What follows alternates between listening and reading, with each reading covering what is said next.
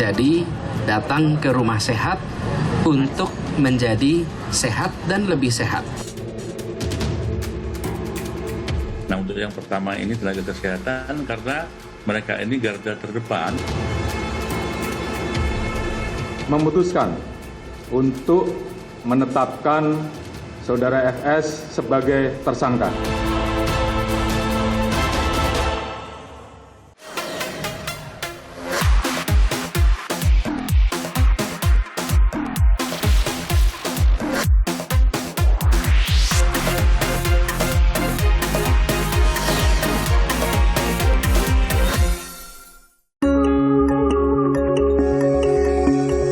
Gubernur DKI Jakarta Anies Baswedan meresmikan perubahan nama Rumah Sakit Umum Daerah atau RSUD menjadi Rumah Sehat di seluruh wilayah ibu kota pada Rabu 3 Agustus 2022. Total RSUD di ibu kota yang diganti nama menjadi Rumah Sehat ada 31 RSUD.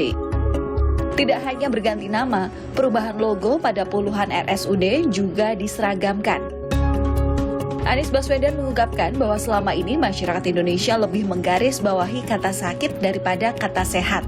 Karena itulah, ia mengubah konsep rumah sakit jadi rumah sehat agar warga Jakarta hidup sehat dalam kesehariannya dan berorientasi untuk hidup lebih sehat. Tempat ini menjadi tempat orang sakit. Nah, di sisi lain pada saat pandemi kemarin kita menyaksikan pentingnya menjaga kesehatan. Karena itu, kita ingin agar rumah ini menjadi rumah di mana perannya ditambah. Aspek apa? Aspek promotif, aspek preventif. Jadi, datang ke rumah sehat untuk menjadi sehat dan lebih sehat. Dari mulai melakukan medical check-up, sampai persoalan gizi, dan lain-lain. Menurut Anies, perubahan nama RSUD menjadi rumah sehat dilakukan untuk mengubah cara pandang masyarakat terhadap rumah sakit. Selama ini, masyarakat dinilai hanya datang ke rumah sakit saat badan kurang sehat. Tak hanya itu, Anies juga meminta masyarakat agar mendatangi rumah sakit saat dalam keadaan sehat, karena rumah sakit di Jakarta juga menyediakan fasilitas pemeriksaan kesehatan dan lainnya. Namun perubahan RSUD menjadi rumah sehat menuai pro dan kontra di masyarakat. Anggota DPRD Komisi E DKI Jakarta fraksi PDIP Gilbert Simanjuntak menyatakan, perubahan nama tersebut akan menimbulkan kerancuan. Terlebih secara umum, singkatan RS masih diartikan sebagai rumah sakit dan bukan rumah sehat. Penamaan rumah sakit menjadi rumah sehat akan menimbulkan kerancuan, mengartikan bahasa Inggris hospital akan menjadi dua arti, rumah sehat untuk RSUD DKI dan rumah sakit buat RS di luar RSUD. Dan keduanya mempunyai arti yang berbeda. Ini akan membingungkan mereka yang sekolah, ujar Gilbert. Menteri Kesehatan Budi Gunadi Sadikin menyatakan sebelumnya Gubernur DKI Jakarta Anies Baswedan sudah mengajaknya bicara mengenai perubahan RSUD menjadi rumah sehat. Ia menyampaikan bahwa perubahan istilah tersebut hanya untuk keperluan branding atau pemasaran, sedangkan secara legal tetap menggunakan nomenklatur rumah sakit. Tak hanya mengubah istilah RSUD menjadi rumah sehat, sebelumnya Anies juga mengganti nama sejumlah program atau aset pemerintah. Pada 2018, Anies mengganti istilah normalisasi sungai dengan naturalisasi. Normalisasi diketahui merupakan program rutin Pemprov DKI untuk melebarkan aliran sungai atau membersihkan endapan yang ada di sungai.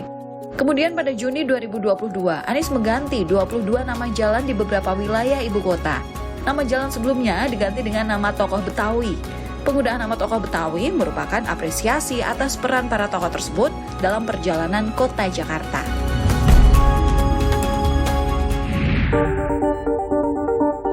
Perkembangan kasus COVID-19 di Indonesia belakangan ini menunjukkan adanya peningkatan, sehingga pemerintah mulai memberikan vaksin booster kedua atau vaksin dosis keempat COVID-19 kepada tenaga kesehatan untuk meningkatkan imunitas.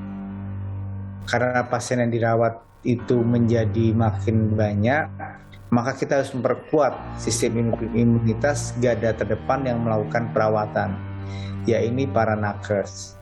Karena itu, setelah kita melakukan konsultasi dengan Komite Nasional Ahli Imunisasi Indonesia (ITAGI), maka kita tetapkan bahwa ini harus segera dilakukan penguatan untuk garda terdepan dengan melakukan vaksinasi booster kedua. Melalui surat edaran nomor HK.02-C-36115-2022 tentang vaksinasi COVID-19 dosis booster kedua bagi sumber daya manusia kesehatan, vaksin booster kedua sudah mulai dilakukan pada Jumat 29 Juli 2022. Vaksin yang digunakan untuk dosis keempat ini telah melalui rekomendasi Komite Penasehat Ahli Imunisasi Nasional, Indonesian Technical Advisory Group on Immunization atau ITAGI.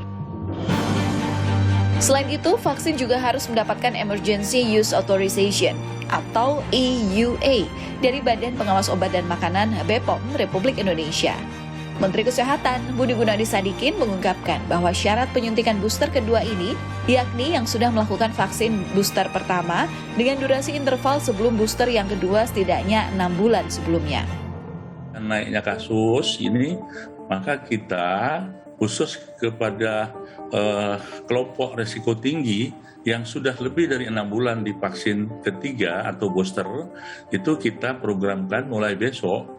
Untuk yang pertama adalah tenaga kesehatan yang kita beri dengan nama vaksin keempat atau booster kedua. Nah, ini kenapa tenaga kesehatan? Karena ini kelompok risiko tinggi, juga lansia, imunokompromis maupun komorbid. Jadi secara berurutan akan kita lakukan bertahap. Nah, untuk yang pertama ini tenaga kesehatan karena mereka ini garda terdepan yang langsung melayani pasien COVID sehingga mereka kita beri tambahan booster ini agar tingkat imunitas atau antibodi itu lebih kuat lagi, Mbak. Sekretaris Direktorat Jenderal Kesehatan Masyarakat Kementerian Kesehatan Siti Nadia Tarmizi menyebut, hingga saat ini belum ada kepastian kapan pemberian vaksin COVID-19 dosis keempat bagi masyarakat umum akan dilakukan. Menurutnya, saat ini pemberian dosis keempat bagi masyarakat masih dalam tahap pengkajian. Jadi belum diketahui apakah dosis keempat perlu diberikan kepada masyarakat atau tidak. Jika diperlukan pun belum bisa dipastikan kapan akan mulai diberikan. Tenaga kesehatan yang berada di garis depan penanganan COVID-19 selalu mendapat prioritas karena paling beresiko tertular dan baru kemudian disusul oleh masyarakat umum.